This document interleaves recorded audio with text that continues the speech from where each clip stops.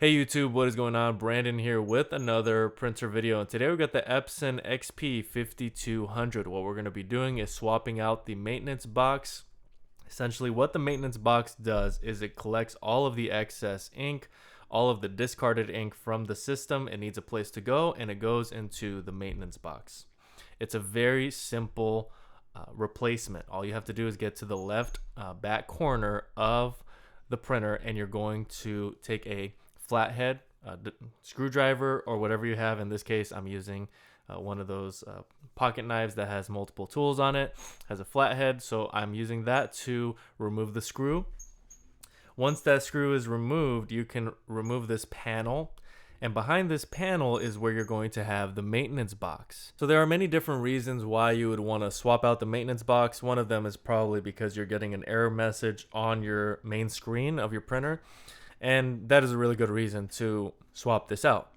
So how do you go about swapping it out? So it's really simple. Once you have that panel out, you can now grab the maintenance box. It has grips on the side. You can pull it out and you can remove it. Just notice where everything is sitting as you remove it, so that when you're replacing it with the new maintenance box, you know exactly how to slide it in. It's nothing complicated, but you do want to take note of how you removed it.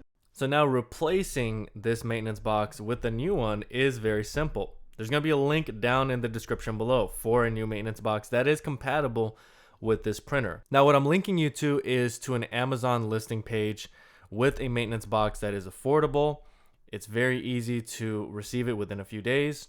Once you have received your new maintenance box, you are sliding this maintenance box in the same way you slid the old one out. You can discard the old maintenance box, and now you can put everything back together. You can slide that panel back on and turn that screw so that it's tight. And just like that, you have replaced your maintenance box. Pretty affordable, pretty easy. And so I hope that this video was helpful in showing you how to replace your old maintenance box with a brand new one. And so that way you don't have a code anymore. It's really simple.